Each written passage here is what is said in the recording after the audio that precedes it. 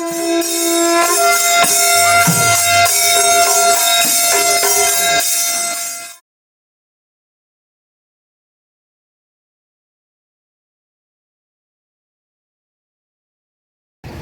mayam, ngasi Mars ki tang kulum doi. Nongmaijing namini nukil di pung ahum makai tasilaka dore. Ai na lejari ba hojo jik ai station hojari ba Bontrapur. Koi gi Barak Museum and Library dagi na mafam jibau lak pasidi yam change kilometer kuntra di mathak teleramani ado ai na lepsari basi Wailapul haidana akoi jiri bam dagi Silchar lambi da lakpa matamda aikoi gi kilometer 35 laaga aikoi Pulertol yaurani Pulertol dagi amuk Silchar lambi da Pulertol si ai mamang da thamjagare Pulertol dagi kilometer 3 amuk haigale erga Wailapul hariba Kachar bazar ni achouba bazar ni loina maksuna leiba ngang singi mahi masing tambam gari gari matam di wine shop na chingba loina mak leibo kanoni Silchar dagi di kilometer aduna di kilometer kano phadra ba kuntra kutaruk kilometer kuntaruk kumanga kuntaruk khatta lapa pam ni sigi lepchari sida ai uchaga sigi mang da chakri sina akoi gi nongchu pang na Silchar chakhibani aduga somda makharomda haigriba sina akoi gi Pulertol yauba chakhibani abu seisa lambi ahum phangi amana awang lomda chali awang lomda lambi ma chale aduga somda nongpok lomda lambi ma chali auto changriba je masigi lambi sida khijitang changaga kilometer ani makhai romni hai Joypur akoi gi lalang gai do inak nang leire akoi gi Durachan Maharaj na akoi gi mapai bungo chawbi yai magi lei dabagi khubam ga su leibani ai mamang da chachagare ado madai da laktana kirton tawi gai na Manipur gi itihas da lalang kirton gai na hainari badu sidagi hekta adum leirabagum mani lalang se masidagi changkhre araga akoi gi aina maru oina luxury sina Kamaranga haidana mafam amma lei maitai tawa mafam ni akoi Wailapul si su maitai adum akoi maya atop mi top singa kona na yam nungai yai phaba akoi maitai sing punna tawa lei aduga aigi maru amma su akoi swai da mayum chauna sadana leirabani ai mana uraga di sauni ado ai nongma matam amma kaithok charaga ai soidana lakani haina ai mana haira aso haijage ai changjaramoi ado stage ibe mama chali sumai tawdana leiba Wailapul si ani Wailapul sidagi ai Kamaranga da akoi Sri Sri Govindaji gi mandir amma lei Joypur hai ju maitai leiba mafam ni aduga Kamaranga hai ju maitai leiba mafam ni lalang hai sida mang da chali ju maitai nupi machan sing ni ai hujikta wari sanagrabani asumai tawdana ai Kamaranga da chacharaga Kamaranga gi ahan bada akoi gi Sri Sri Govindaji gi mandir du yogdarerga Kamaranga khun ai changjage Wailapul du dagi khijitang kilometer amma phaba longdau mande changjaraga thong yam phajana leire akoi labok haibani ko labok aina akoi gi khong ama cheli turel macha ama cheli thong ji hek lambaga Cachar gi maming chatlaba akoi gi Nehru College leire seida aina hangbani sigi khonglam si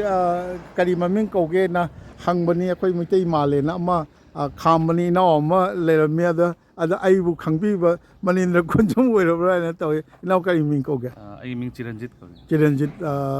kaino gi ro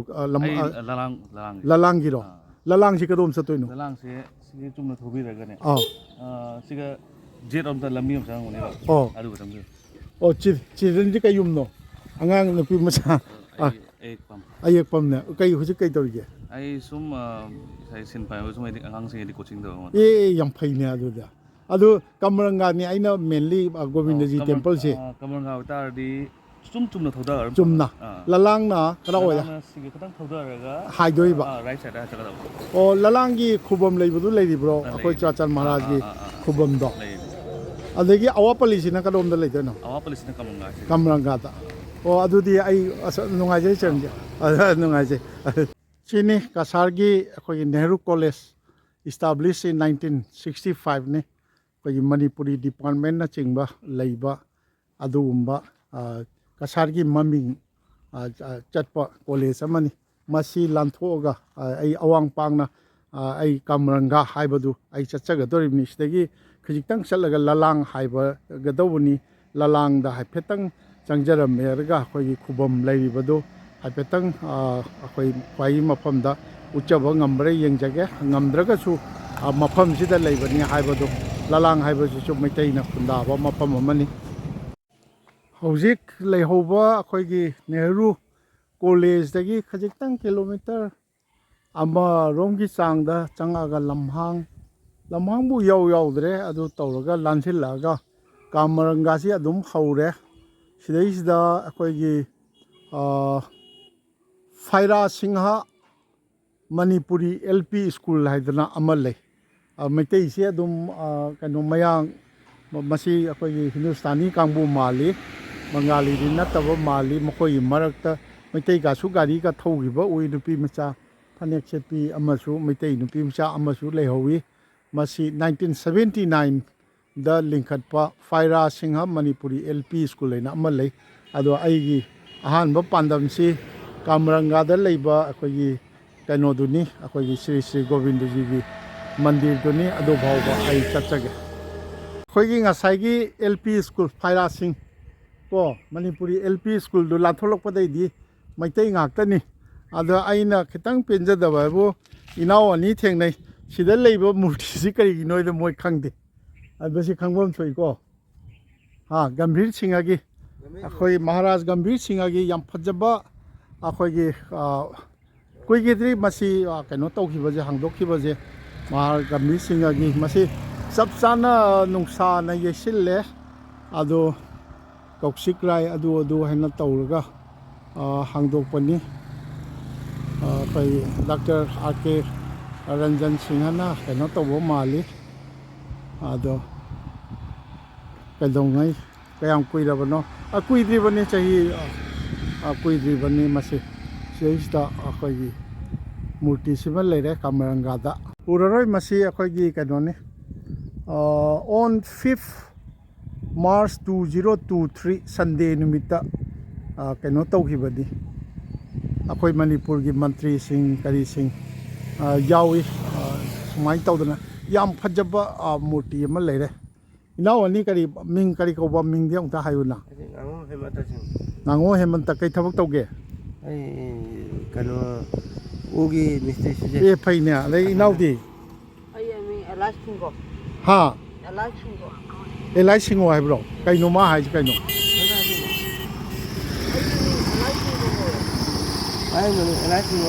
ꯑꯦꯂꯥꯏ ꯁꯤꯡꯍꯣ ꯀꯩꯌꯨꯝꯅꯣ ꯏꯅꯥꯎꯗꯤ ꯀꯩꯌꯨꯝꯅꯣ ꯊꯤꯌꯥꯝ ꯅꯨꯡꯉꯥꯏ ꯌꯥꯎꯁꯪ ꯃꯇꯝꯅꯤ ꯅꯨꯡꯉꯥꯏꯒꯗꯕ ꯃꯇꯝꯅꯤ ꯀꯩꯅꯣ ꯅꯣꯡꯃꯥꯏꯖꯤꯡꯁꯨ ꯅꯪ ꯎ ꯁꯨꯕꯗꯤ ꯅꯣꯡꯃꯥꯏꯖꯤꯡ ꯅꯨꯃꯤꯠꯇ ꯅꯨꯡꯉꯥꯏꯇꯅ ꯀꯔꯝ ꯃꯇꯝ ꯅꯨꯡꯉꯥꯏꯗꯣꯏꯕ ꯅꯪ ꯔꯤꯛꯁꯣ ꯊꯧꯋꯦꯕ ꯐꯩꯅꯦ ꯔꯤꯛꯁꯣ ꯃꯥꯏꯗꯤ ꯑꯃꯨꯛꯇ ꯎꯠꯂꯨꯗꯅ ꯒꯥꯔꯤ ꯗ꯭ꯔꯥꯏꯚꯔꯅꯦꯕ ꯔꯤꯛꯁꯣ ꯍꯥꯏꯁꯤ ꯏ ꯔꯤꯛꯁꯣꯔꯣ ꯅꯠꯇ꯭ꯔꯒ ꯀꯩꯅꯣꯔꯣ ꯍꯦꯔꯥ ꯄꯥꯏ ꯍꯥꯏꯖꯟꯒꯅꯨꯅꯦ ꯐꯔꯦ ꯅꯠꯇꯦ ꯒꯣꯕꯤꯟꯗꯖꯤꯒꯤ ꯃꯟꯗꯤꯔ ꯀꯌꯥꯝ ꯋꯥꯠꯂꯤꯌꯥ ꯃꯃꯥꯡꯗ ꯈꯣꯡꯅꯥꯡ ꯑꯃ ꯂꯩꯔꯤꯁꯦ ꯅꯠꯇꯦ ꯌꯧꯗ꯭ꯔꯤ ꯍꯥꯏꯔꯛꯏꯗ ꯀꯩꯅꯣꯅꯦ ꯍꯥꯏꯁꯤꯕꯣ ꯒꯣꯕꯤꯟꯗ ꯃꯟꯗꯤꯔꯗꯤ ꯂꯥꯟ ꯂꯥꯛꯄꯅꯤ ꯍꯧꯖꯤꯛ ꯈꯤꯇꯪ ꯆꯠꯂꯒ ꯈꯣꯡꯅꯥꯡ ꯑꯃ ꯂꯩꯔꯤꯁꯦ ꯏꯕꯦꯝꯃ ꯒꯣꯕꯤꯟꯗꯖꯤꯒꯤ ꯃꯟꯗꯤꯔꯁꯨ ꯀꯔꯣꯝꯗꯅꯣ ꯑꯁꯤ ꯂꯩꯌꯦ ꯍꯦꯟꯗꯣꯔꯛꯑꯕ꯭ꯔꯣ ꯑꯩ ꯀꯌꯥꯝ ꯍꯦꯟꯗꯣꯔꯛꯑꯦ ꯑꯩꯈꯣꯏ ꯏꯆꯦꯁꯤꯡꯗꯣꯏ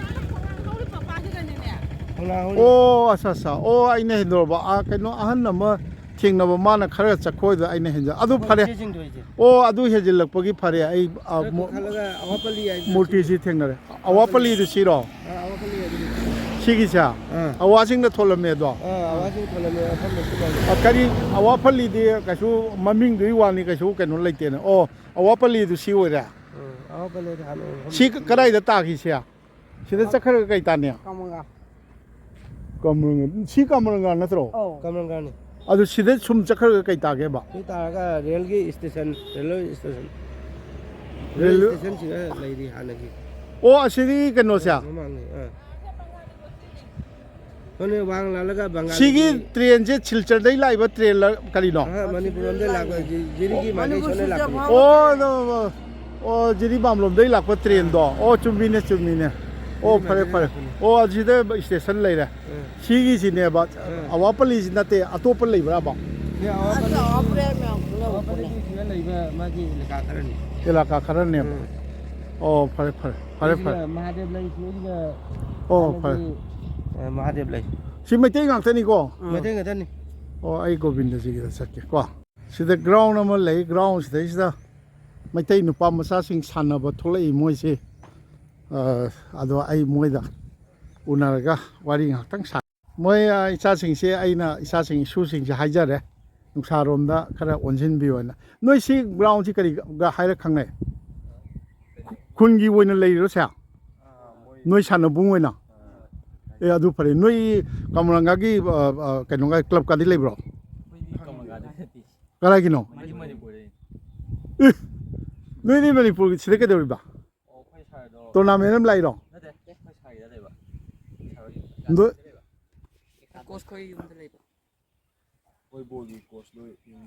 ꯑꯣ ꯃꯥꯗꯤ ꯁꯤꯗꯒꯤ ꯑꯩ ꯃꯅꯤꯄꯨꯔꯒꯤ ꯉꯥꯛꯇꯤ ꯀꯥꯏ ꯀꯥꯏꯗꯩꯅꯣ ꯅꯣꯏꯗꯤ ꯑꯩꯈꯣꯏ ꯈꯨꯔꯥꯏꯒꯤ ꯋꯥꯏꯕ ꯁꯤꯒꯤꯒ ꯌꯥꯎꯕ꯭ꯔꯣ ꯋꯥꯏꯕ ꯁꯤꯒꯤ ꯑꯣ ꯄꯣꯔꯣꯝꯄꯥꯠꯇꯤ ꯑꯇꯣꯞꯄ ꯑꯣꯏꯔꯝꯃꯅꯤ ꯑꯣ ꯑꯩꯅ ꯅꯣꯏ ꯁ꯭ꯋꯥꯏꯒꯤ ꯑꯣꯏꯔꯕꯣꯏ ꯅꯤꯡꯕ ꯅꯣꯏ ꯀꯩꯅꯣ ꯅꯣꯏ ꯑꯟꯗꯔ ꯀꯌꯥ 15ꯒ 17ꯒ ꯅꯦꯁꯅꯦꯜ ꯁꯥꯟꯅꯔꯤꯃꯤꯅ ꯏꯁ ꯚꯦꯔꯤ ꯒꯨꯗ ꯑꯣ ꯑꯩꯗꯤ ꯑꯣ ꯌꯥꯝ ꯅꯨꯡꯁꯤ ꯑꯗꯨ ꯑꯣ ꯅꯣꯏ ꯀꯣꯆꯁꯤ ꯁꯤꯒꯤꯅꯦꯕ ꯀꯔꯤ ꯃꯃꯤꯡ ꯀꯧꯏ ꯍꯥ ꯃꯥꯔꯁꯦꯂꯔ ꯃꯩꯇꯩ ꯅꯠꯇ꯭ꯔꯣ ꯃꯣꯏ ꯌꯨꯝꯅꯥꯛ ꯈꯪꯕ꯭ꯔꯣ ꯈꯥꯏꯗꯦꯝ ꯃꯥꯔꯁꯦꯂꯔ ꯀꯥꯃꯔꯪꯒꯥꯒꯤ ꯑꯣ ꯑꯗꯨꯁꯨ ꯌꯥꯝ ꯅꯨꯡꯉꯥꯏꯕ ꯃꯣꯏ ꯌꯨꯝ ꯌꯥꯝ ꯆꯥꯎꯕ꯭ꯔꯣ ꯅꯣꯏ ꯃꯌꯥꯝ ꯂꯩꯔꯤꯁꯦ ꯀꯃꯥꯏꯅ ꯇꯧꯔꯤꯅꯣ ꯑꯣ ꯌꯦꯁ ꯅꯨꯡꯉꯥꯏ ꯐꯔꯦ ꯅꯣꯏ ꯄ꯭ꯔꯦꯛꯇꯤꯁ ꯇꯧꯊꯣꯛ ꯂꯩꯔꯣ ꯑꯦ ꯐꯩ ꯐꯩ ꯐꯔꯦ ꯁꯤꯗ ꯂꯩꯔꯦ ꯃꯁꯤ ꯄꯩꯂꯥꯄꯨꯔꯗꯒꯤ ꯀꯌꯥꯝ ꯆꯪꯉꯛꯑꯃꯅꯤ ꯁꯤ 3.54 ꯑꯗꯨꯗꯤ ꯀꯤꯂꯣꯃꯤꯇꯔ 3.5 ꯆꯪꯁꯤꯜꯂꯛꯑꯒ ꯑꯩꯈꯣꯏꯒꯤ ꯄꯦꯇ꯭ꯔꯣꯜ ꯄꯝ ꯑꯃ ꯂꯩꯔꯦ ꯅꯨꯡꯁꯥꯅ ꯆꯞ ꯃꯥꯟꯅꯅ ꯃꯥꯌꯣꯛꯅꯔꯦ ꯁꯤꯗ ꯈꯣꯡꯅꯥꯡ ꯄꯥꯝꯕꯤ ꯑꯃ ꯂꯩꯔꯦ ꯑꯗꯨꯒ ꯁꯤꯗꯩꯁꯤꯗ ꯁ꯭ꯔꯤ ꯁ꯭ꯔꯤ ꯕꯤꯖय ꯒꯣꯕꯤꯟꯗꯖꯤꯒꯤ ꯂꯝꯕꯤ ꯍꯥꯏꯗꯅ ꯊꯥꯔꯦ ꯁ꯭ꯔꯤ ꯁ꯭ꯔꯤ ꯕꯤꯖय ꯒꯣꯕꯤꯟꯗꯒꯤ ꯂꯝꯕꯤ ꯀꯥꯃꯔꯪꯒ ꯃꯤꯌꯥꯝꯒꯤ ꯁꯦꯕꯥꯗ ꯁ꯭ꯔꯤ ꯖꯤꯇꯦꯟ ꯁꯤꯡ ꯆꯤꯌꯥꯔꯃꯦꯟ ꯑꯩꯈꯣꯏꯒꯤ ꯑꯣꯖꯥ ꯖꯤꯇꯦꯟ ꯍꯣꯏꯅ MDCꯒꯤ ꯆꯤꯌꯥꯔꯃꯦꯟ ꯑꯣꯏꯔꯤꯉꯩꯗ ꯁꯥꯕꯖꯥꯠꯅꯤ ꯃꯁꯤꯗꯩꯁꯤꯗ ꯁꯨꯃꯥꯏꯅ ꯁꯥꯡꯅ ꯆꯪꯉꯦ ꯑꯩ ꯑꯃꯨꯛꯇ ꯆꯪꯖꯒꯦ ꯁꯤ ꯃꯩꯇꯩꯒꯤ ꯗꯨꯀꯥꯟꯅꯤ ꯑꯁꯣꯝꯒꯤꯅ ꯃꯌꯥꯡꯒꯤ ꯑꯣꯏꯔ ꯃꯥꯜꯂꯦ ꯁꯤ ꯕꯥꯃꯣꯟꯒꯤ ꯗꯨꯀꯥꯟꯂꯣ ꯀꯔꯤꯅꯣ ꯃꯩꯇꯩꯒꯤ ꯗꯨꯀꯥꯟꯂꯣ ꯃꯩꯇꯩꯅꯦꯕ ꯏꯅꯥꯎ ꯃꯤꯡ ꯀꯔꯤ ꯀꯧꯒꯦ ꯑꯩꯁꯦ ꯌꯨꯇꯨꯕꯀꯤꯅꯤꯀꯣ ꯃꯅꯤꯟꯗ꯭ꯔ ꯀꯣꯟꯁꯝ ꯂꯩ ꯁꯨꯝ ꯈꯨꯟ ꯆꯠꯂꯤꯕ ꯊꯣꯏꯕ ꯃꯨꯇꯨꯝꯂꯣ ꯋꯥꯍꯦꯡꯕꯝ ꯑꯣ ꯊꯣꯡꯒꯥꯟꯗ ꯑꯗꯨ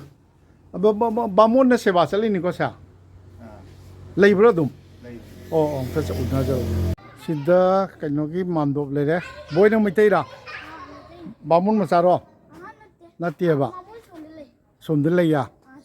ꯑꯩ ꯁ꯭ꯔꯤ ꯒꯣꯕꯤꯟꯗꯖꯤꯒꯤ ꯃꯟꯗꯤꯔ ꯂꯩꯔꯦ ꯃꯣꯏ ꯒꯥꯔꯤꯒ ꯂꯩ ꯃꯣꯏ ꯒꯥꯔꯤꯅꯦ ꯏꯁ ꯏꯁꯨꯊꯣꯏꯕꯤ ꯅꯃꯤꯡ ꯀꯔꯤ ꯀꯧꯏ ꯅꯃꯤꯡ ꯑꯃꯨꯛꯇ ꯍꯥꯏꯌꯨꯗꯅ ꯀꯩꯌꯨꯝꯅꯣ ꯌꯨꯝꯅꯥꯛ ꯍꯥꯏꯌꯣ ꯌꯨꯝꯅꯥꯛ ꯍꯥꯏꯌꯣ ꯁꯥꯒꯩ ꯍꯥꯏꯌꯣ ꯅꯣꯏ ꯀꯩꯁꯥꯝꯂꯥ ꯃꯨꯇꯨꯝꯂꯥ ꯀꯔꯤꯅꯣ ꯀꯩꯁꯥꯝꯅꯦ ꯅꯪꯒꯤꯁꯨ ꯍꯥꯏꯌꯣ ꯅꯪ ꯅꯃꯤꯡꯅ ꯀꯔꯤ ꯑꯩ ꯃꯃꯤꯡ ꯖꯦꯛꯁꯟ ꯀꯩ ꯅꯣꯏꯒꯤ ꯁꯥꯒꯩ ꯀꯩꯅꯣ ꯑꯩꯈꯣꯏꯒꯤ ꯁꯥꯒꯩ ꯀꯃꯪꯒ ꯎꯏ ꯀꯃꯔꯪꯒꯥꯗꯤ ꯅꯣꯏꯅ ꯂꯩꯔꯤꯕ ꯂꯝꯅꯤ ꯅꯣꯏꯒꯤ ꯌꯨꯝꯅꯥꯛ ꯀꯩꯅꯣ ꯈꯪꯕ꯭ꯔꯣ ꯃꯩꯇꯩ ꯃꯩꯇꯩ ꯂꯣꯏꯔꯦꯍꯦ ꯀꯩꯅꯣꯅꯦ ꯅꯣꯏ ꯍꯥꯏꯌꯣ ꯊꯣꯏꯕꯤ ꯂꯥꯎꯁꯤꯗ ꯅꯪ ꯍꯥꯏꯒ꯭ꯔꯦ ꯅꯪ ꯅꯃꯤꯡ ꯍꯥꯏꯌꯣ ꯌꯨꯝꯅꯥꯛ ꯑꯝꯇ ꯈꯪꯗ꯭ꯔꯤꯁꯦ ꯌꯦꯡꯉꯣ ꯄꯔꯕꯤꯅꯥ ꯅꯪꯒꯤꯅ ꯀꯔꯤ ꯁꯨꯃꯤꯠ ꯅꯣꯏ ꯁ꯭ꯀꯨꯜ ꯂꯣꯏ ꯀꯥꯕ꯭ꯔꯣ ꯅꯣꯏ ꯌꯨꯝ ꯀꯗꯥꯏꯅꯣ ꯅꯣꯏ ꯌꯨꯝ ꯀꯗꯥꯏꯅꯣ ꯁꯤꯒꯤꯁꯦ ꯅꯣꯏ ꯏꯃꯥ ꯕꯕꯥ ꯍꯣꯏ ꯂꯩꯕ꯭ꯔꯣ ꯁ꯭ꯔꯤ ꯕꯤꯖय ꯒꯣꯕꯤꯟꯗꯒꯤ ꯃꯟꯗꯤꯔꯁꯤ ꯁꯨꯃꯥꯏꯅ ꯂꯩꯔꯦ ꯑꯩ ꯂꯥꯞꯅ ꯑꯃꯨꯛꯇꯪ ꯂꯥꯏꯕꯛ ꯀꯠꯆꯒꯦ ꯃꯝꯗꯣ ꯀꯥꯗꯤ ꯌꯥꯝ ꯐꯖꯅ ꯂꯩ ꯊꯣꯡ ꯂꯣꯜꯂꯤ ꯑꯩꯒ ꯎꯅꯖꯒꯦ ꯖय ಶ್ರೀ ಕೃಷ್ಣ ꯑꯩꯒ ꯍꯣꯏꯒꯤ ꯌꯨꯝꯅꯤ ꯑꯩꯒ ꯍꯣꯏ ꯌꯨꯝꯅꯥꯛꯁꯤ ꯀꯩꯅꯣ ꯍꯣꯏ ꯕꯤꯁꯅꯨꯄꯥꯠ ꯕꯤꯁꯅꯨꯂꯥꯠꯄꯝ ꯄꯥꯎꯡꯒꯤ ꯃꯤꯡ ꯀꯔꯤ ꯀꯧꯒꯦ ꯄꯥꯎꯡꯒꯤ ꯃꯤꯡꯅ ꯈꯣꯝꯗꯣꯝꯕꯤ ꯁꯔꯃ ꯈꯣꯝꯗꯣꯟꯕꯤ ꯑꯗꯨ ꯑꯩꯒꯥꯁꯤ ꯀꯔꯥꯏ ꯁꯤꯜꯆꯔ ꯆꯠꯈꯤ ꯍꯥꯏ ꯕꯖꯥꯔꯗ ꯖꯤꯜꯂꯥ ꯑꯍꯟꯅ ꯑꯃ ꯆꯠꯈꯤ ꯂꯩ ꯍꯣꯏ ꯍꯟꯅꯕꯤ ꯃꯥꯜꯂꯦ ꯑꯣ ꯑꯩꯒꯥ ꯍꯣꯏꯒꯤ ꯌꯥꯝ ꯅꯨꯡꯉꯥꯏꯅ ꯂꯩ ꯑꯁꯣꯝꯗ ꯀꯩꯅꯣ ꯆꯕꯨ ꯇꯔꯥ ꯑꯃ ꯂꯩꯕꯗꯨꯕꯨ ꯀꯔꯤꯅꯣ ꯆꯕꯨ ꯇꯔꯥ ꯑꯃ ꯎꯕ ꯀꯔꯤ ꯂꯩꯒꯦ ꯃꯅꯤꯡꯗꯁꯨ ꯂꯥꯏꯁꯪ ꯑꯃ ꯂꯩꯕ꯭ꯔꯣ ꯂꯩꯇꯦꯕ ꯑꯣ ꯑꯩꯒ ꯑꯃꯨꯛꯇ ꯑꯩ ꯏꯝꯐꯥꯜꯗꯒꯤ ꯂꯥꯛꯆꯕꯅꯤ ꯋꯥꯔꯤ ꯑꯃꯇ ꯇꯧꯖꯒꯦ ꯁꯤ ꯀꯩꯅꯣ ꯈꯤꯇꯪ ꯁꯣꯟꯕ ꯃꯥꯜꯂꯦ ꯑꯩ ꯏꯃꯨꯡꯗ ꯆꯪꯖꯒꯦ ꯃꯁꯥꯅ ꯀꯩꯅꯣ ꯇꯧꯕꯅꯤ ꯑꯗꯨ ꯈꯪꯗꯦꯅꯦ ꯃꯩꯁꯤ ꯃꯩꯅ ꯑꯁꯣꯝꯗ ꯂꯥꯛꯑꯦ ꯅꯠꯇꯦ ꯐꯦꯟꯒꯤꯗꯤ ꯗꯔꯀꯥꯔ ꯂꯩꯇꯦ ꯑꯩꯒ ꯑꯩ ꯍꯧꯖꯤꯛ ꯑꯩꯒ ꯕꯥꯕꯨ ꯇꯣꯝꯕꯤ ꯕꯤꯁꯅꯨꯂꯥꯜꯄꯝ ꯕꯥꯕꯨ ꯇꯣꯝꯕꯤ ꯁꯔꯃꯒ ꯑꯩꯒꯥꯁꯤ ꯈꯤꯇꯪ ꯑꯩꯈꯣꯏꯒꯤ ꯆꯠꯊꯣꯛ ꯆꯠꯁꯤꯟ ꯈꯨꯗꯣꯡ ꯆꯥꯗꯗꯅ ꯌꯨꯝꯗ ꯑꯩ ꯃꯅꯨꯡꯗ ꯀꯥ ꯃꯅꯨꯡ ꯆꯪꯖꯔꯛꯑꯦ ꯑꯗꯣ ꯑꯩꯒꯥꯅ ꯐꯝꯕꯤꯔꯤꯕꯁꯤꯒ ꯃꯩꯒ ꯃꯉꯥꯜꯒ ꯌꯥꯝꯅ ꯅꯥꯇꯩ ꯆꯥꯟꯅꯗꯗꯅ ꯑꯩ ꯇꯧꯖꯔꯝꯃꯤ ꯑꯩꯒ ꯆꯍꯤ ꯀꯌꯥ ꯁꯨꯕꯤꯔꯒꯦꯅ ꯆꯍꯤ 62 63 ꯑꯗꯨꯗꯤ ꯑꯩꯒ ꯊꯣꯡꯃꯨ ꯅꯥꯃꯨꯅꯤ ꯑꯩꯁꯨ 63 ꯆꯠꯆꯔꯤꯃꯤ 1953 ꯄꯣꯛꯄꯅꯤ ꯑꯣ ꯑꯗꯨꯗꯤ ꯆꯍꯤ ꯑꯍꯨꯝ ꯑꯩꯈꯣꯏꯅ 56ꯀꯤ ꯖꯅꯋꯥꯔꯤꯅꯤ ꯑꯣ ꯑꯗꯣ ꯑꯩꯒ ꯑꯩꯈꯣꯏꯒꯤ శ్రీ ꯒꯣꯕꯤꯟꯗꯖꯤꯒꯤ ꯁꯤꯗ ꯂꯩꯔꯤꯁꯦ ꯀꯃꯔꯥꯡꯒ ꯂꯩꯔꯤꯁꯦ ꯁꯤꯒꯤ ꯋꯥꯔꯤꯁꯤ ꯀꯔꯝꯍꯥꯏꯅ ꯑꯩꯈꯣꯏꯅ ꯇꯥꯖꯕꯅ ꯑꯃ ꯃꯁꯤ ꯋꯥꯔꯤꯁꯦ ꯑꯩꯈꯣꯏꯁꯨ ꯑꯩꯈꯣꯏ ꯄꯣꯛꯄ ꯄꯥꯕꯨꯡꯁꯦ ꯂꯩꯈꯤꯗ꯭ꯔꯦ ꯍꯧꯖꯤꯛ ꯑꯩꯈꯣꯏ ꯄꯥꯕꯨꯡ ꯄꯣꯛꯄ ꯏꯄꯨꯕꯣꯛꯁꯦ ꯃꯅꯤꯄꯨꯔꯒꯤꯅꯦ ꯍꯥꯏ ꯂꯥꯟ ꯌꯦꯜꯂꯛꯇꯨꯅ ꯂꯩꯕꯁꯦ ꯀꯗꯥꯏꯗꯅꯣꯗ ꯖꯨꯔꯥꯈꯨꯟꯗꯅꯦ ꯍꯥꯏꯕ꯭ꯔꯥ ꯑꯗ ꯄꯥꯕꯨꯡꯒꯤ ꯃꯊꯛꯇ ꯏꯄꯟ ꯑꯃ ꯂꯩꯔꯝꯃꯤ ꯑꯗ ꯄꯥꯕꯨꯡꯁꯦ ꯄꯤꯛꯏꯉꯩꯗ ꯑꯗꯒꯤꯗꯤ ꯌꯥꯝ ꯄꯤꯛꯅ ꯑꯩꯈꯣꯏ ꯏꯄꯨꯕꯣꯛꯀꯤ ꯏꯕꯣꯛꯁꯤꯅ ꯍꯨꯟꯗꯣꯛꯅ ꯑꯩꯈꯣꯏ ꯄꯥꯕꯨꯡꯁꯦ ꯍꯥꯏꯗꯤ ꯃꯩꯇꯩꯅ ꯌꯣꯛꯇ ꯌꯥꯝꯅ ꯍꯥꯏꯗꯤ ꯋꯥꯅ ꯍꯤꯡꯉꯛꯄ ꯌꯥꯏ ꯑꯗ ꯏꯄꯟꯗꯧꯗꯨꯅ ꯈꯔ ꯍꯜꯂꯦ ꯃꯥꯒꯤ ꯌꯨꯝꯗ ꯂꯩꯇꯗꯅ ꯑꯇꯣꯞꯄꯗ ꯍꯥꯏꯗꯤ ꯑꯗꯨꯝ ꯈꯨꯟ ꯄꯨꯕ ꯑꯗꯒꯤ ꯅꯨꯄꯤ ꯂꯧꯕ ꯇꯧꯔ ꯂꯩ ꯍꯥꯏꯅ ꯑꯗꯨꯃꯥꯏꯅ ꯋꯥꯔꯤ ꯇꯧꯔꯤ ꯑꯗ ꯏꯄꯟꯗꯧꯗꯨ ꯑꯩꯈꯣꯏ ꯊꯦꯡꯅꯕꯗ ꯑꯩꯈꯣꯏ ꯏꯄꯟꯗꯧꯒꯤ ꯁꯤꯕꯗ ꯑꯩꯈꯣꯏ ꯁꯤ ꯂꯩꯈꯤꯗꯦ ꯑꯗ ꯄꯥꯕꯨꯡꯁꯦ ꯂꯥꯏꯔꯤꯛ ꯂꯥꯏꯁꯨ ꯍꯩꯈꯤꯗꯦ ꯉꯁꯥꯏꯒꯤ ꯃꯩꯇꯩꯅ ꯌꯣꯛꯄꯅꯤꯅ ꯂꯥꯝ ꯍꯣꯠꯅꯩꯅ ꯇꯧꯗ ꯌꯥꯗꯕ ꯌꯥꯝ ꯄꯤꯛꯅ ꯀꯩꯅꯣ ꯇꯧꯕ ꯑꯗꯨꯃꯥꯏꯅ ꯇꯧꯅ ꯂꯩꯔꯛꯄꯅꯦꯅ ꯄꯥꯕꯨꯡꯁꯤꯅ ꯋꯥꯔꯤ ꯇꯧꯔꯝꯃꯤ ꯅꯠꯇꯦ ꯑꯗ ꯂꯥꯏꯒꯤ ꯑꯪꯒ ꯃꯨꯔꯇꯤꯁꯦ ꯑꯁꯤ ꯀꯅꯥꯅ ꯂꯣꯏꯅꯔꯛꯈꯤꯕꯅꯤ ꯍꯥꯏꯒꯦ ꯃꯁꯤ ꯑꯩꯈꯣꯏꯒꯤ ꯂꯥꯏꯒꯤ ꯌꯨꯝꯐꯝꯁꯦ ꯍꯧꯖꯤꯛ ꯍꯧꯖꯤꯛꯇ ꯉꯥꯡꯕꯝ ꯂꯨꯆꯣꯟ ꯍꯥꯏꯁꯦ ꯑꯁꯤꯅ ꯃꯥꯅ ꯀꯠꯂꯝꯕꯅꯤ ꯉꯥꯡꯕꯝ ꯂꯨꯆꯣꯟ ꯑꯩꯈꯣꯏ ꯀꯁꯥꯔꯒꯤꯗ ꯈꯨꯟꯗꯥꯔꯛꯄꯗ ꯍꯥꯏꯗꯤ ꯑꯩꯈꯣꯏꯒꯤ ꯃꯅꯤꯄꯨꯔꯒꯤ ꯑꯩꯁꯦ ꯉꯥꯡꯕꯝ ꯂꯨꯆꯣꯟ ꯍꯥꯏꯅ ꯑꯩꯈꯣꯏ ꯑꯗꯨꯝ ꯂꯧ ꯄꯇꯥꯁꯤ ꯃꯃꯤꯡꯗ ꯑꯗꯨꯝ ꯉꯥꯡꯕꯝ ꯂꯨꯆꯣꯟꯅ ꯃꯥꯅ ꯑꯩꯈꯣꯏ ꯄꯥꯕꯨꯡ ꯃꯃꯤꯡꯗ ꯍꯥꯏꯗꯤ ꯂꯥꯏꯒꯤ ꯃꯃꯤꯡꯗ ꯁꯦꯕꯥꯏꯇꯣꯅ ꯑꯩꯈꯣꯏ ꯄꯥꯕꯨꯡ ꯃꯃꯤꯡꯗ ꯊꯝꯃꯝꯃꯦꯕ ꯑꯗꯨꯒꯤꯗꯤ ꯍꯥꯏꯗꯤ ꯂꯥꯏ ꯁꯤꯁꯤ ꯕꯤꯖꯣ ꯄꯠꯈꯦ ꯁꯤ ꯆꯨꯟꯗ꯭ꯔ ꯁꯣꯔꯃ ꯍꯥꯏꯅ ꯗꯤꯕꯨ ꯇꯧꯔꯝꯃꯦꯕ ꯑꯗꯣ ꯀꯜꯂꯝꯃꯤꯕ ꯍꯥꯏꯁꯦ ꯑꯩꯈꯣꯏ ꯃꯁꯛ ꯀꯧꯖꯍꯧꯗ꯭ꯔꯦ ꯃꯥꯒꯤ ꯄꯥꯔꯤ ꯄꯨꯔꯤ ꯃꯥꯒꯤ ꯁꯥꯒꯩ ꯅꯥꯇꯩ ꯀꯅꯥꯝꯇ ꯂꯩꯇꯦ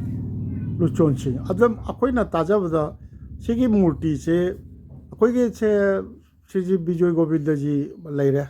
ꯑꯗꯨ ꯁꯥꯔ ꯃꯇꯨꯡꯗ ꯒꯣꯕꯤꯟꯗꯖꯤ ꯁꯥꯔꯦ ꯒꯣꯕꯤꯟꯗꯖꯤ ꯁꯥꯔ ꯃꯇꯨꯡꯗ ꯑꯇꯩꯗꯨꯅ ꯑꯩꯈꯣꯏꯒꯤ ꯑꯅꯨꯄ꯭ꯔꯚꯨ ꯑꯗꯩ ꯒꯣꯄꯤꯅꯥꯊ ꯀꯔꯤ ꯀꯔꯤ ꯑꯩꯈꯣꯏꯒꯤ ꯃꯗꯟ ꯃꯣꯍꯣꯟ ꯅꯆꯤꯡꯕ ꯁꯥꯗꯣꯏꯅꯦꯕ ꯑꯗꯨꯒꯤ ꯁꯔꯨꯛꯇꯒꯤ ꯁꯥꯕ ꯃꯨꯔꯇꯤꯅꯤ ꯍꯥꯏꯕ ꯃꯤꯁꯨ ꯌꯥꯎꯏ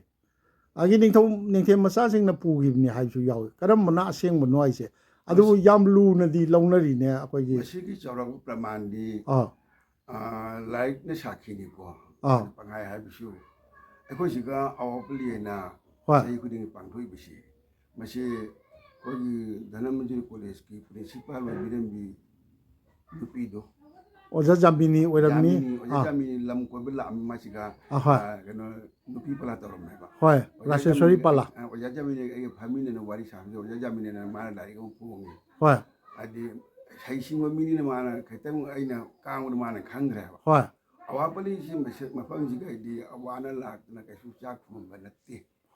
ꯑꯗꯩ ꯁ꯭ꯔꯤ ꯒꯣꯕꯤꯟꯗꯁꯤ ꯍꯥꯏꯗꯤ ꯒꯝꯚꯤꯔꯁꯤꯡ ꯅꯤꯡꯊꯧ ꯒꯝꯚꯤꯔꯁꯤꯡꯅ ꯃꯥ ꯂꯣꯏꯅꯔꯛꯄ ꯁꯛꯈꯪꯕꯅꯤꯅ ꯃꯥꯅ ꯂꯣꯠꯅ ꯁꯛ ꯑꯣꯜꯂꯒ ꯍꯥꯏꯗꯤ ꯑꯋꯥꯄꯜꯂꯤ ꯕꯥꯟꯁꯤ ꯍꯥꯏꯗꯤ ꯋꯥꯁꯛ ꯄꯟ ꯍꯥꯏꯅ mai thola mi lai ma du lai fi on ꯑꯗ ꯑꯋꯥꯠꯄꯜꯂꯤꯁꯤ ꯑꯁꯤꯗꯒꯤ ꯁ꯭ꯇꯦꯁꯟ ꯇꯥꯈ꯭ꯔꯤꯕ ꯑꯁꯤ ꯈꯛꯇꯔ ꯃꯨꯔꯇꯤ ꯂꯩꯔꯤꯁꯤꯒꯤ ꯑꯩꯈꯣꯏ Gambhir Singh ꯃꯍꯥꯔꯥꯖꯀꯤ kai chaung pal ni rong pon pal lai bu ꯍꯧꯖꯤꯛꯇꯤ ꯂꯩꯇ꯭ꯔꯕ ꯅꯠꯇ꯭ꯔꯣ se ma se station lai bu si lam se moina station lam Station ꯁꯦꯝꯕꯗ mon jo do kri ni taw ꯑꯗꯨꯕꯨ ꯑꯩꯈꯣꯏ ꯀꯩꯁꯨ ꯀꯥꯏꯅꯤꯡꯉꯥꯏ ꯂꯩꯇꯦ ꯍꯥꯏꯖꯕ ꯇꯥꯔꯦ ꯑꯗ ꯁꯤꯒꯤ ꯀꯩꯅꯣꯁꯦ ꯑꯩꯈꯣꯏꯒꯤ ꯕꯤꯖꯣꯏ ꯒꯣꯕꯤꯟꯗꯒꯤ ꯑꯪꯒꯃꯨꯔꯇꯤ ꯁꯥꯔꯤꯕ ꯎꯁꯤ ꯍꯧꯖꯤꯛꯀꯤꯁꯦ ꯀꯅꯥꯒꯨꯝꯕ ꯃꯔꯨꯞ ꯃꯄꯥꯡꯁꯤꯡꯅ ꯍꯥꯏꯕꯁꯨ ꯌꯥꯎꯋꯦꯕ ꯑꯩꯈꯣꯏ ꯒꯣꯕꯤꯟꯗꯖꯤꯒꯤ ꯀꯩꯅꯣ ꯁꯥꯈꯤꯕ ꯑꯩꯈꯣꯏꯒꯤ ꯊꯩꯕꯣꯡ ꯀꯥꯏꯅꯒꯤ ꯊꯩꯕꯣꯡꯁꯤꯗꯒꯤ ꯂꯦꯝꯍꯧ ꯁꯔꯨꯛꯅ ꯁꯥꯕꯅꯤ ꯑꯗꯨ ꯑꯩꯈꯣꯏꯒꯤ ꯑꯋꯥ ꯂꯪꯀꯥꯏ ꯃꯇꯝꯗ ꯅꯤꯡꯊꯦꯝ ꯃꯆꯥꯁꯤꯡꯅ ꯄꯨꯈꯤꯕꯅꯤ ꯍꯥꯏꯁꯦ ꯑꯗꯣ ꯆꯞ ꯆꯥꯕ ꯀꯩꯅꯣꯁꯤ ꯑꯩꯈꯣꯏꯅ ꯈꯪꯗꯕ masi pramase koi ne kai hai ni koi benakandi gi koi ibai singama lai angrak to ma nai di angrak to ba si koi ning thau gi lai ni na pambum de sana ta ba sana se pumbai khetung da ta le sing ta ba i tho i su hai no mai mang dai di ai di mana poto jaw ba duga koi ibai sina namak matam ji mai mamang da hai ra ba nang ai sa di kok thage ba ko che nang ula u nang na sa ta ba yin bi ga na ibai du kai da ma dum la ki de pra mane mu du ni wa si ma ko nan ꯑꯣ ꯅꯤꯡꯊꯦꯝ ꯃꯆꯥꯁꯤꯡꯅꯗꯤ ꯄꯨꯔꯛꯈꯤꯕ ꯗꯤ ꯑꯣꯏꯇꯥꯔꯦ masi kari hai ni masi koi tajabada lai se magana tawdna koila de krai no tungai lalang de tungami su hai kala kala ko ma de di koi asiga laki ba se karam bibam na laki ba na se koi su wari se phajana koi su hai ngam de koi de kaino de ipa du su siga pokpa ai sampanna wari mdaga koi lai se nupi ne seba to ya de khudamai ꯍꯣꯏ adugi lai se seba to mutam da koi kwa se soire mai saru kali ai ahan no ai sa di hauji bakta thong ang doni jeng bi ya gani lai se radha leite jagannath su leite Shri Krishna ಖಕ್ತನೇಬ ಗೋವಿಂದಜಿ ಖಕ್ತನೇಬ mana oisina matam dugi lang lon du man oiba ꯕꯦꯁ ꯑꯣꯟꯕꯒꯗꯤ ꯇꯧꯕꯤꯕ꯭ꯔꯣ ꯃꯇꯝꯒꯤ ꯐꯤꯖꯣꯜ ꯍꯣꯡꯕꯒꯗꯤ ai matu phiroi hongbi wasi di ꯃꯇꯝꯒꯤ ꯆꯦ ꯒꯣꯕꯤꯟꯗꯖꯤꯒꯤꯗꯤ ꯊꯥ ꯈꯨꯗꯤꯡꯒꯤ tha ko ni ma ning bana yelin para ta ta ba kana aguma asare bi to ai tham na manga taru isoi ꯑꯣ ꯑꯁ ꯑꯁ ꯑꯣ soidabni ꯃꯤꯅ ꯀꯠꯂꯔꯒ ami phiroi hongbula ꯑꯣ ꯅꯤꯌꯣꯝꯗꯤ ꯂꯩꯇꯦꯕ ꯆꯦ ꯒꯣꯕꯤꯟꯗꯖꯤꯒꯤꯗꯤ ꯑꯗꯨꯒꯤ ꯃꯇꯝꯗ ꯁꯤ ꯁꯦꯠꯄ ꯑꯗꯨꯒꯤ ꯃꯇꯝꯗ ꯒꯣꯕꯤꯟꯗꯖꯤꯒꯤ ꯕꯦꯁ ꯍꯥꯏꯅ ꯆꯞ ꯆꯥꯅ ꯃꯥꯒꯤꯗꯤ ꯂꯩꯌꯦꯕ adugidi nate ko je ai di mai ningurba mana ai de ai cha se ma thaba oijage ai cha am phangjage ma ning ka khibdo madu ma hong la ꯍꯧꯖꯤꯛ ꯃꯥꯏꯀꯩ ꯑꯁꯣꯝꯒꯤꯗꯤ ꯑꯩꯈꯣꯏꯒꯤ ꯕꯪꯒꯥꯂꯤꯁꯤꯡ ꯀꯔꯤꯁꯤꯡ ꯍꯤꯟꯗꯨꯁꯇꯥꯅꯤ ꯂꯣꯏ ꯂꯥꯛꯄ ꯅꯠꯇ꯭ꯔꯣ lai mo su dum lai ko je lai bangali ngang che mo gi sango san macha poi wa khambu he poila po se mo lan kala du adu jan mo ningi ai sampanna wari bai iso si magun nai bu ai di koi radha san thamai radha su indhuram nai radha li julon tawre ma matom tani hari matom tani ba adagi kang ching matam da jagannath su mai tupi du tani jagannath tupi du pa manu ma मान अदुम jagannath su thamja कांग प्रबदिन सिंह लोई पाकथोकबिब्रो loi pa iso se lui koi isi bakta nupi ne seba to jati अदु आइगा हुजिक आई अंत मयामना याम कन्ना हाइदना याम ताकपिरे अखोगी गोविंदजी गिदा अंत यौबियो कामरंगा गिचे अदु दर्शन तौननबा हापेतंग थों अंत होय हाबियो koi lai sem che koi Manipuri CM biren chena होय jaga da warji liba ya tang di ke CM मादी बिरेन दिप CM जु ओइद्रे हुजिया oidi matam ma oidi dina नते हुजिक ओइद्रे han oiram matam हाना ओइरम मतम दो koi lakhibur gi kai te se gi ID election matam ji ka mal lai koi kauru balati haru bate ma lakhibur asala bukta benang de asala bukta ma ID maduga ma campaign la ji ma makung thona lai gari pu होय Sida. Siga la im ko. Matam lu koi laiseng si sadri. Ado sadap si gai di mana karak na kolak na mana lakay du sai si mam gai si di. Hoi. Ko di ya am kisu ki ra mo su kamai tong tu ni kari. Hoi. Ado si mai ti ma si ya am sam la ga ma ka khala lai nu ngai sang ko na laiseng cha bu tong ta. Lupa lak tara si mana pi ni na haram. Pini haram mga piramdraba. Pi ni ase si ba pi de. Baje mo pidre piraro ha. Adigi Kaje birun. adi matam du yam nuk siba kalam na de ko Manipuri ragumani na inaw ishendo. Aha. Ishenji wari si masina kana da mai machi mo ko inaw pi ba. Ko inaw pai mo si ga ta sana. Hoi. Narandu la patigi mo si change. Hoi. Sanga nisagi machi mabai machi mata sana mo ibai ko ingo ibai ka. Ko inaw ni pa na di ragumani si hamba. Ai sumai to bi na lupa lak ta pi na do ragumani ibai na ko de election je mo bi je candidate kom city. Manipur matam du election jaw de. Adu matam je ma chu ke tang khang di ko bi ja wo de bi ai. Hai sumai lu ko kamai to ne ma sani haram. Thagani ngani ko ragumani sia. Adu mang oi mu ki to tu bai du ne sia ki ko thaje ba si thaje da su thaje de ka ma ya ni. Adu Manipur jaga mana amuk tumi le re. Adu ko rang da hai de mu di mana pa la ka ma mana ki de ma do election ja ho ke ni. Adu ya ko mu de bi re ngi de mu chat na mi ni sa do de.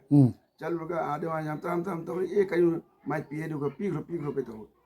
Choi na pira do mi har ga du. Pira khedra. Ado Assam sarkar redi kaim to widro. Assam sarkar na Assam sarkar gi moi provision mayam leram gani mandir nu Akano moi ga guest house sai se ko gi GP funding sa bani. Ado like mandop sina MP funding pi bani. License si din natre. License si kana ko mata wai jo ka nguna dising mga kala tara kala mai to. When adu mayam bakta mayam sara lore. Adu ko da singri bon ase wapok pi gi kainong ba iskon gi moi maharaja na. Hoi. Balang. Oh mulai saja ni da Sri Govindaji ki kripa lera di. Mani mulai leja ni. Adu kaino si mayam kaino tong na ba mandir gi kaino si ong tang. Thrani kana na tau bini ya. Thrani di karungi ningono. Lalang ya kayum ningwa. Ketri ningon ne ba. Paine ong tang kana no ma haibira ga ai pai mayam da akhoi gi Kamaranga gi Sri Bijayagovinda ai darshan ong tang tau. Fani ai ga nungai je aduga si loraga ai ga wari mati am tang Kamaranga ai maramda khangbiram ngani yung kayam leba ke do wai ga wana khangbibam to. Adu chajake.